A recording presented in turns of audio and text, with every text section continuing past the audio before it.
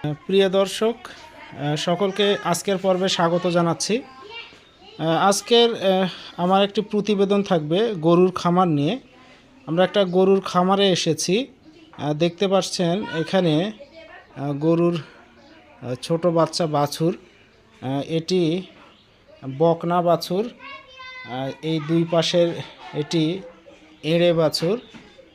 তো আমরা গরুর মূল খামারের দিকে আগাই এবং এটি আমার বন্ধু আরিফুল ইসলামের খামার। তার সাথে বিস্তারিত কথা হবে। আমরা মূল খামারে যাই। এটি হচ্ছে মূল খামার। এগুলি বড় গরু, গাভী গরু দেখতে পাচ্ছেন। এই পাশে আমি দেখছি 4টি গরু আছে, আপনারা দেখতে পাচ্ছেন। একে একে দেখাচ্ছি। মোট 60টি গরু আছে এই খামারে। খুব অল্প গরু দিয়ে এটি শুরু হয়েছে, আস্তে আস্তে এখন 4টি গরুতে পরিণত হয়েছে। যেটি বলেছিলাম, মোট 60টি গরু আছে এবং 3টি বাছুর, যেটি প্রথম অংশে দেখলেন। তার মানে মোট 10টি গরু আছে। দেখেন গরুগুলি কি চমৎকার স্বাস্থ্যবান। এবং একটি বিষয় উল্লেখ করি, দেখেন এখনও সন্ধ্যা হইতে 1 ঘন্টা বাকি আছে। এই পাশে কয়েল জ্বালানো হয়েছে যাতে মশা গরুগুলিকে না কামড়ায়। এটি বাড়ির বাহিরে এই গরুর শেডটি করা হয়েছে। দেখেন লোহার গ্রিল দিয়ে কত চমৎকারে, বাইরে থেকে আলো বাতাসের কোনো অভাব নেই, প্রচুর আলো বাতাস এবং সুন্দর পরিবেশ। তো এই গরুর খামারটি কিভাবে তৈরি হলো, কেনই বা তৈরি হলো, তার উদ্দেশ্য লক্ষ্য কী, সেই খাবার নিয়ে কোথায় যেতে চায়, তার কাছ থেকে আমরা বিস্তারিত শুনব। যেটি বলছিলাম, আরিফুল ইসলাম একজন ভালো মনের মানুষ, একদম সাদা মনের মানুষ। সে আমার বন্ধু হয়, আমাদের একই গ্রামে বাসা। তো ও এই খামারটি গড়ে তুলেছে, খুবই পরিশ্রমী। সে নিজে একাই করে, তার সহধর্মিণী মাঝে মাঝে তাকে সাহায্য করে। তার ভাষ্যমতে সে চাকুরিজীবী ছিল, সে একটি চাকরি করতো একটি সংস্থায়। সেই চাকরিকে সে বৃদ্ধাঙ্গুলি দেখে চাকরি ছেড়ে সেই খামারে যুক্ত হয়েছে এবং খুবই অল্প সংখ্যক গরু দিয়ে শুরু করেছিল। আজকে তার খামারে 10টি গরু। তো এই জার্নিটি সে কিভাবে শুরু করলো, চাকরি ছেড়ে যে তাই খামারে আসলো, এই রিস্কটি সে যে নিল, এতে সফল নাকি ব্যর্থ, কোন দিকে যাচ্ছে খামার, বিস্তারিত তার কাছ থেকে শুনবো। আরিফুল, আসসালামু আলাইকুম। আরিফুল তার এই গল্পটি শোনাবে। আরিফুল কি করতো, এখন যে খামার করছে, সে বিস্তারিত আমরা শুনবো। আমি একটা এনজিওতে চাকরি করতাম, শক্তি ফাউন্ডেশন। ওখানে প্রায় 7 বছর চাকরি করি। তারপর কাম টু ওয়ার্ক নামে পার্বতীপুরে একটা প্রতিষ্ঠানে 4 বছর চাকরি করি। করার পর ভাবলাম যে চাকরি ছেড়ে তো একদিন বাড়িতে প্রতিষ্ঠিত হতে হবে। তো এইভাবেই আমি গরুর খামারের প্রতি আকৃষ্ট হই এবং ছোটোবেলা থেকেই আমার গরুর প্রতি একটা আলাদা টান ছিল, যার ফলশ্রুতিতে আমি চাকরি ছেড়ে আসে 3,30,000 টাকা দিয়ে আমি শুরু করি। প্রথমে 2টা গরু দিয়েই শুরু করি আমি, আর বাড়িতে একটা ছিল, মোট 3টা। এখন আমার খামারে 10টা গরু আছে এবং অনেক বাছুর আমি বিক্রি করেছি। তো 2022 সাল থেকে 2022 সালের আগস্ট মাস থেকে শুরু করে অদ্যাবধি চলছে আর কি। তো আল্লাহই ভালো আছি এবং সাফল্যের সহিত চলতেছি। এইভাবে চলতে থাকলে পরে হয়তো বা আমি আর নেক্সট টাইম আরও ভালো পজিশনে যেতে পারবো। আরিফুলের কাছ থেকে আরও গল্প শুনবো। আরিফুলের কাছে অনেকগুলি বিষয় আছে আমার জানা। আরিফুল বলল যে 2টা গরু দিয়ে শুরু হয়েছিল। এই গরুর কি জাতের গরু এগুলি একটু শুনি। Holstein Friesian. এখানে কয়টি গাভী গরু আছে, কয়টি? এখানে আমার 3টি গাভী মানে এখন দুধ দিচ্ছে, আর 2টার পেটে বাচ্চা এবং আর যেগুলা দুধ দিচ্ছে এগুলারও 2টার পেটে বাচ্চা, আর- আর 2টা রেডি হয়ে আছে, হয়তো বা 1 মাস 2 মাসের মধ্যে ওগুলা আমি বীজ দিব। আমার এই খামারে 7টি গাভী থাকবে, 7টি গাভী তৈরি হবে 2027 সালের মধ্যে ইনশাল্লাহ। আচ্ছা, এই গরুগুলি এই কি কি খাবার খায়, কখন কখন খাবার দিতে হয়, দানাদার কি পরিমাণ, ঘাস বা খড় কি পরিমাণ, এটা সম্পর্কে একটু আরিফুল।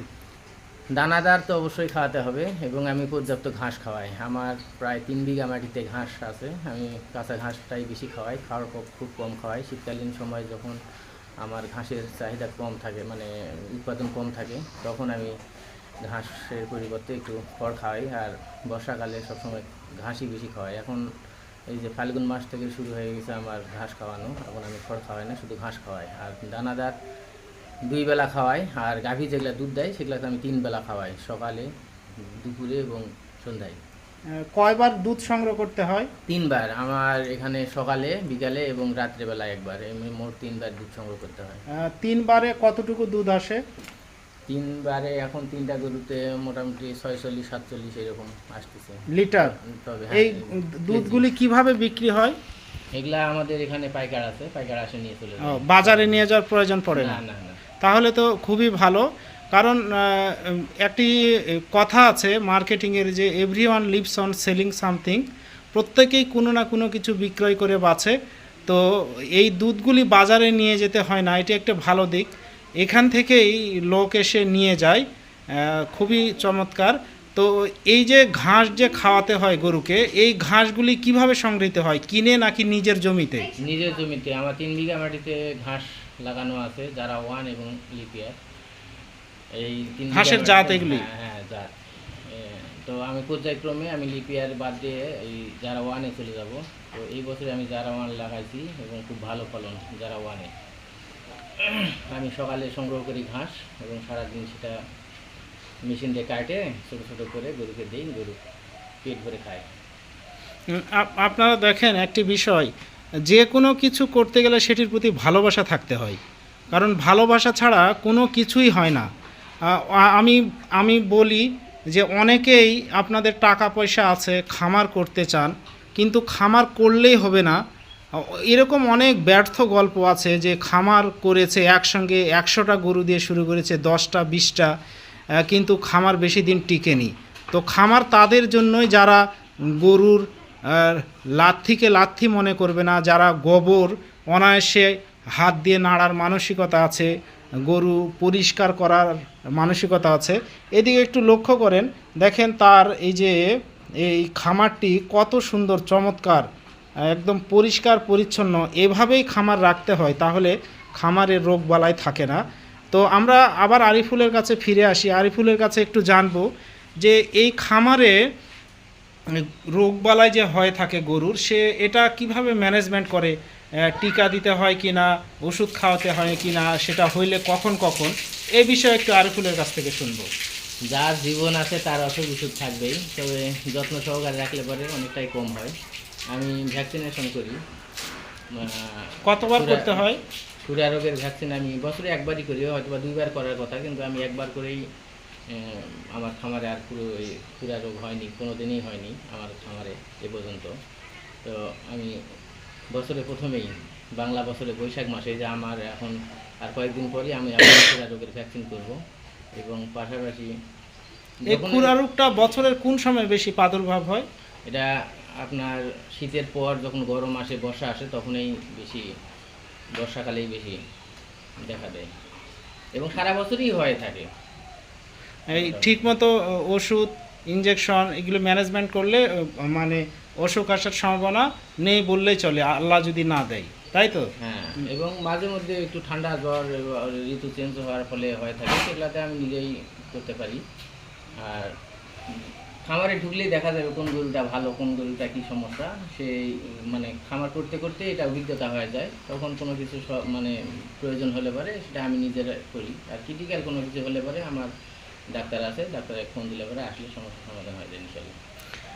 দেখেন এই আরিফুল যেটা বলেছিলাম, একজন পরিশ্রমী ইয়ং পারসন, সে প্রচুর পরিশ্রম করে, খামার নিয়েই তার চিন্তা ভাবনা, খামার নিয়েই সে সারাদিন ব্যস্ত থাকে।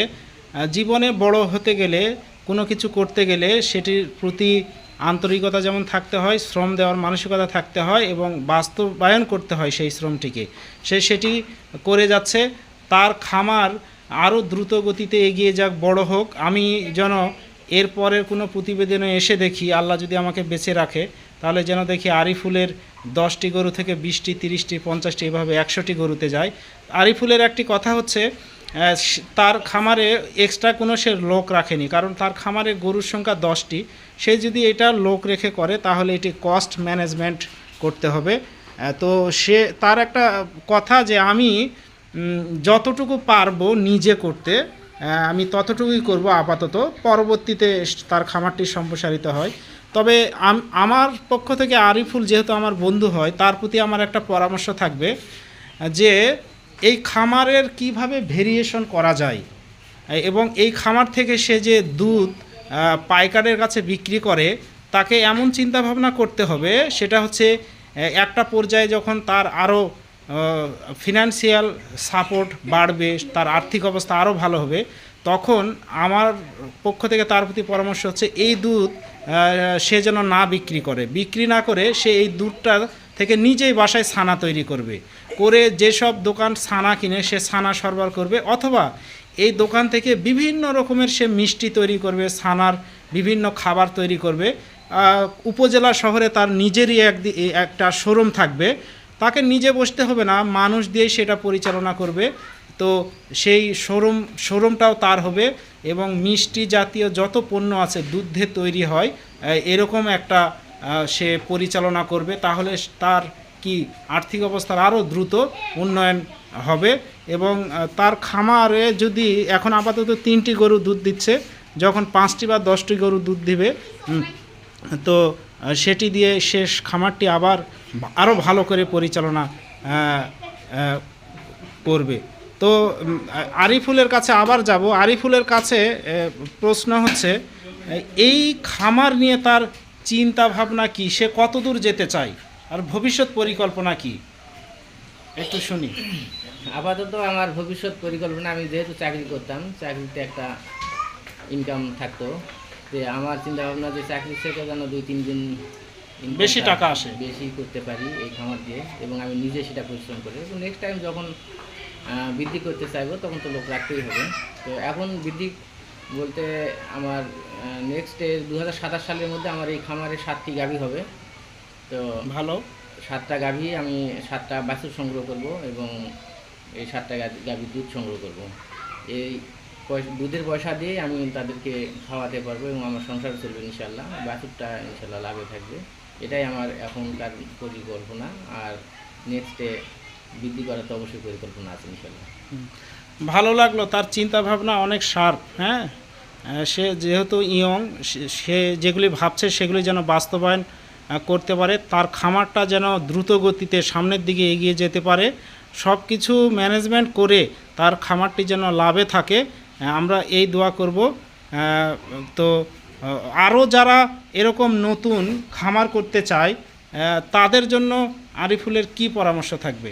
যারা নতুন খামার করতে চায়, খামার করতে গেলে আসলে কি কি দরকার, এই বিষয়ে একটু শুনবো আরিফুলের কাছে। কি করতে হবে নতুন কেউ যদি খামার করতে চায়, কিভাবে কাজ করতে হবে, কিভাবে শুরু করবে, বেশি গরু দিয়ে নাকি কম গরু দিয়ে, এই বিষয়ে একটু 2 লাইন আরিফুলের কাছ থেকে শুনতে চাই। আমার করা বড় কথা নয়, কিন্তু খামারটা টিকিয়ে রাখাটাই বড় কথা, ম্যানেজমেন্ট করাটাই বড় কথা। সবচেয়ে বড় ব্যাপার হচ্ছে যাই খামার করবে সেই বেকার যদি হয়ে থাকে, তার জন্য যদি শুভকামনা থাকবে, সে যেন বেশি গরু দিয়ে শুরু না করে। টাকা থাকলেই যে বেশি গরু দিয়ে শুরু করতে হবে এমন নয়। হয়তোবা সে 2-3টা দিয়ে শুরু করলো, হয়তোবা বকনা 2-3টা দিয়ে শুরু করলো, কাজ করলো, অভিজ্ঞতা অর্জন করলো। অভিজ্ঞতা ছাড়া কোনো কিছুই সম্ভব নয়, অভিজ্ঞতা অর্জন করেই খামারে সফল হতে হবে।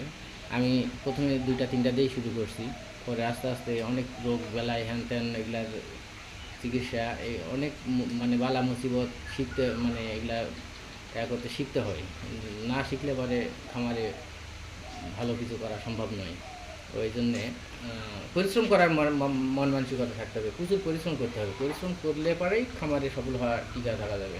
কেউ যদি সবসময় পরিষ্কার পরিচ্ছন্নভাবে ঘুরে বেড়াতে চায় আর খামারে গল্প ইউটিউব দেখে প্রলোভিত হয়, আর খামার তাহলে- করে, তাহলে কোনোটাই সম্ভব নয়।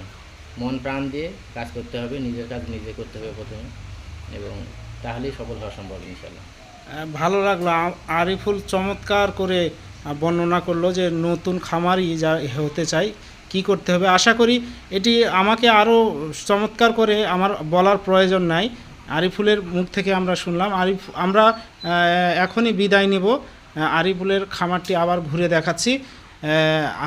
এই আরিফুল এটি একটি দুগ্ধ উৎপাদনকারী খামার। আরিফুল এই দুগ্ধ উৎপাদন করছে, বিক্রয় করছে, দেশের জিডিপিতে অবদান রাখছে, অর্থনীতিতে অবদান রাখছে।